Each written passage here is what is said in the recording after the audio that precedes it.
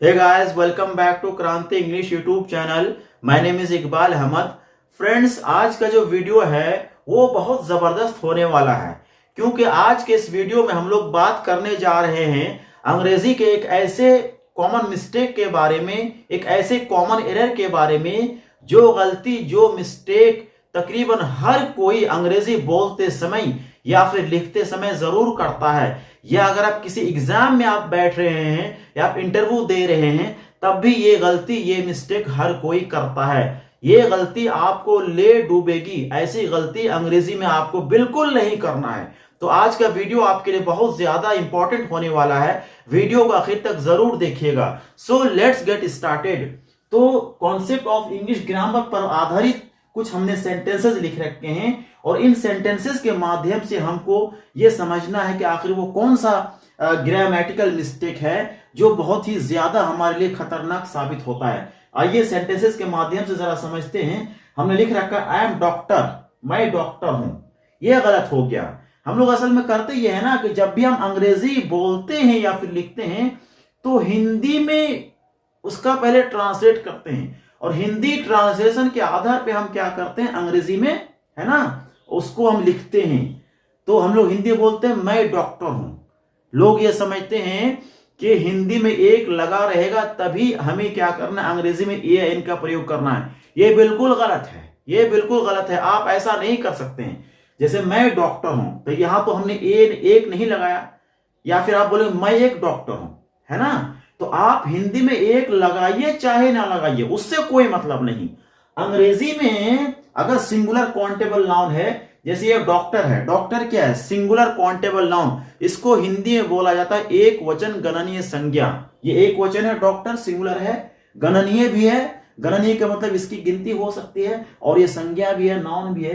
तो English grammar का rule ये कहता है, इंग्लिश ग्रामर की थ्योरी ये कहती है, इंग्लिश ग्रामर का कॉन्सेप्ट ये कहता है कि अगर कोई सिंगुलर काउंटेबल नाउन है, एक वचन गणनीय संज्ञा है, तो उसका प्रयोग, उसका यूज हम ए या एन या दूसरे डिटरमिनर के बिना जनरली नहीं करते हैं। यानी कि अगर कोई एक वचन गणनीय संज्ञा आ रहा है तो उससे पहले आपको ए या एन, या फिर अगर आपको दूसरे डिटरमिनर जैसे माई है, दिस है ना, या फिर दैट है, हिज है, कोई दूसरा डिटरमिनर ए और एन को छोड़कर, है ना, आपको लगाना पड़ेगा। अगर एक वचन गणनीय संज्ञा है, आप उसका प्रयोग यूं ही नहीं कर सकते सेंटेंस में। उससे पहले आप ग्रामेटिकल जो कॉन्सेप्ट है उसके हिसाब से चाहे आप ए लगाइए चाहे एन लगाइए, जैसी वहां जरूरत हो, या फिर दिस लगाइए, दैट लगाइए, माई लगाइए, हिज लगाइए, कुछ ना कुछ आपको लगाना पड़ेगा।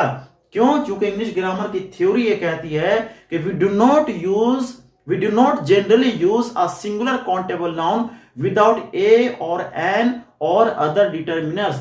जो सिंगुलर काउंटेबल नाउन होता है, एक वचन गणनीय संज्ञा होता है, उसका प्रयोग, उसका यूज ए या एन या दूसरे डिटरमिनर, जैसे मैंने बोला दिस है, दैट है, माई है, हिज है, इन सबको डिटरमिनर्स बोला जाता है इंग्लिश में। इन सब के बिना आप जनरली सिंगुलर काउंटेबल नाउन यानी कि एक वचन गणनीय संज्ञा का प्रयोग नहीं कर सकते हैं। आप हिंदी में एक लगाइए चाहे नहीं लगाइए। जैसे आप बोलेंगे मैं डॉक्टर हूं, उसकी इंग्लिश क्या हो जाएगी, आई एम अ डॉक्टर। और अगर आप ये बोलेंगे मैं एक डॉक्टर हूं, तब भी उसकी इंग्लिश क्या होगी, आई एम अ डॉक्टर, है ना। आप हिंदी में एक लगाइए चाहे ना लगाइए। आप ये बोलिए कि मोहन एक गायक है, मोहन एक गायक है, एक लगा है इसमें, तो बोलेंगे मोहन इज अ सिंगर। और अगर आप बोलेंगे मोहन गायक है, तो भी आपको ये लगाना पड़ेगा मोहन इज अ सिंगर। उससे कोई मतलब नहीं होता है। दो अलग अलग भाषाएं हैं। अंग्रेजी एक अलग भाषा है, हिंदी एक अलग भाषा है। हर भाषा का अपना अलग अलग टेम्परेचर होता है, ठीक है। तो अब हमेशा हिंदी के अनुसार अंग्रेजी आप नहीं लिख सकते हैं, ना ही बोल सकते हैं। हमेशा ऐसा आप नहीं कर सकते हैं। तो ये आई एम डॉक्टर, ये गलत हो गया, क्योंकि हमें यहाँ ए की जरूरत है ना। इंडेफिनिट आर्टिकल ए है, उसको लगा, हमने नहीं लगा रखा है, इसलिए ये क्या हो गया, ये गलत हो गया। और हमने यहाँ ए लगा रखा है, आई एम अ डॉक्टर, ये बिल्कुल सही हो गया, है ना। ये सेंटेंस सही है क्योंकि ये सिंगुलर काउंटेबल नाउन है और ए लगा हुआ है, तो ये वाला सेंटेंस सही हो गया। अगला सेंटेंस देखते हैं, ही इज टीचर, है ना। हिंदी में बोलते ना वह शिक्षक है, वह शिक्षक है, तो एक नहीं लगा है। तो इसका यह मतलब नहीं है कि आप इंग्लिश में ए या एन का प्रयोग नहीं करेंगे या दूसरे डिटरमिनर का प्रयोग नहीं करेंगे, है ना। तो वह शिक्षक है या फिर वह एक शिक्षक है, दोनों के अंग्रेजी क्या हो जाएगी, ही इज आवर टीचर। तो ही इज टीचर गलत, क्यों? सिंगुलर काउंटेबल नाउन है, एक वचन गणनीय संज्ञा है, और इंग्लिश ग्रामर की थ्योरी कहती है कि इस सिंगुलर काउंटेबल नाउन से पहले ए या एन या फिर दूसरे डिटरमिनर का प्रयोग जनरली किया जाता है। तो ये गलत, ये सही, चूंकि हमने यहां ए लगा रखा है तो इंग्लिश ग्रामर की थ्योरी यहां पूरा अप्लाई हो रही है, ये सही है। अगला सेंटेंस है दिस इज अम्ब्रेला, ये भी गलत, क्यों? अम्ब्रेला क्या सिंगुलर काउंटेबल नाउन है, तो फिर आपको ए या एन, यहां तो खैर बहरहाल एन आएगा, है ना, तो दिस इज अम्ब्रेला गलत हो गया। दिस इज एन अम्ब्रेला, यहां एन का प्रयोग करेंगे, ए का प्रयोग नहीं करेंगे, क्योंकि ये क्या वाउल साउंड है, और वाउल साउंड से पहले यानी कि स्वर ध्वनि से पहले हम लोग क्या करते हैं, एन का प्रयोग करते हैं, ए का प्रयोग नहीं करते हैं। तो यहां एन का प्रयोग कर दिया, इसलिए ये क्या हो गया, सही हो गया।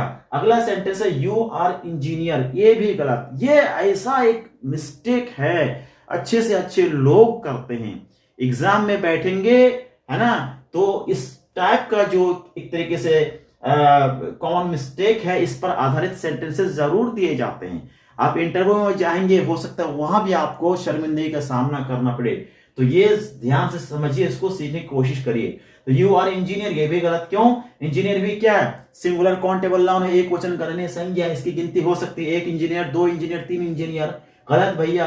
तो हमने ले रखा यू आर एन इंजीनियर, ये सही है। यहां भी एन का यूज होगा, ए का यूज नहीं होगा, क्योंकि इंजीनियर है ना, इसका शुरुआती साउंड क्या है, वाउल साउंड है, और वाउल साउंड से पहले एन का यूज करेंगे। ये सेंटेंस सही हो गया।